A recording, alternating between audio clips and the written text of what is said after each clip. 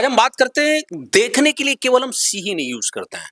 कभी कभी आप किसी चीज को आप गौर से देखते हैं, कभी कभी आपकी नजर ऐसे ही पड़ जाती है। तो हर जगह आप एक वर्ड सी नहीं यूज करेंगे। अलग अलग सिचुएशन में आपके पास इंग्लिश में अलग अलग वर्ड्स होते हैं। Hi friends, my name is Miraj Chishti and you are welcome to my channel English with Miraj sir. चलिए शुरू करते हैं।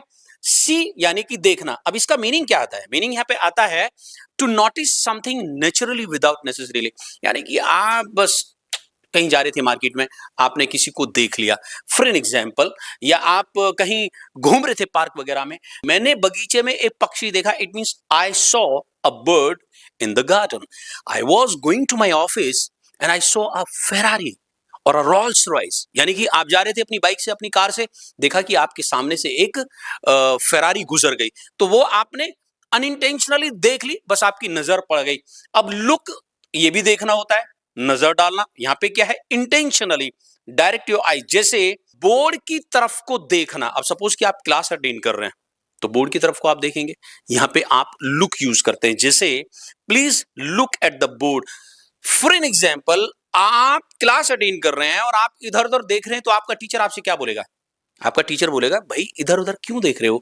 लुक एट द बोर्ड, यानी कि बोर्ड की तरफ से गौर से देखो, तभी तो आप सीख पाएंगे।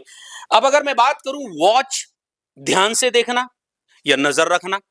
ध्यान से देखना मींस जैसे सपोज कि आप जब भी कोई चीज किसी अलग माध्यम से देखते हैं, जैसे पर्दे के पीछे, यानी कि आप मूवी देखते हैं, टीवी में आप किसी को देखते हैं, मोबाइल में आप किसी चीज को देखते हैं, तो जब भी आप किसी डिफरेंट माध्यम या मीडियम के थ्रू देखेंगे तो वहां पे आप यूज करते हैं वॉच। फॉर एन एग्जाम्पल, कल मैंने धुरंधर 2 देखी।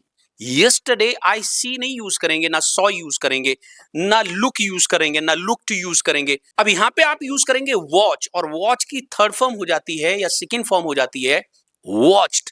आपने कहा कल मैंने धुरंधर 2 देखी, यस्टरडे आई वॉच्ड धुरंधर 2। अब अक्सर इस तरीके के वर्ड्स आपके कॉम्पिटिटिव एग्जाम्स भी आता है। लेकिन जब आप किसी से स्पीकिंग करते हैं, जब आप किसी से कॉन्वर्सेशन करते हैं, या जब आप कोई रीड करते हैं न्यूज़पेपर, मैगजीन, कोई भी बुक, तो अलग अलग वर्ड्स आपको अलग अलग सिचुएशन में यूज करने को मिलेगा। तो अब आप इनके अलग अलग मीनिंग्स को जान के उस सिचुएशन को बहुत बेहतर तरीके से समझ पाएंगे। So do lot of practice guys. The more you practice, the more you become confident and comfortable. Thank you so much.